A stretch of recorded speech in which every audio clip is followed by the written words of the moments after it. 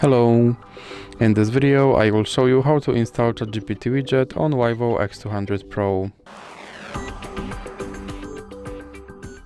So you have to start by opening your Google Play Store, then click on search bar and type in Wally AI and click search and click install. Now click open. And now click OK and click on this button to skip introduction, then click not now and click open permissions. Now select the AI assistant and click here to allow this app to display over other apps, and then you can go back and go back again. Then click start, and as you can see right here there is my ChatGPT widget, and I can open him and I can tell him to do something.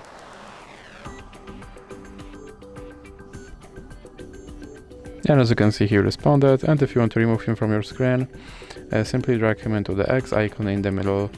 So that's it for this video. If you liked it, please remember to leave a like and subscribe.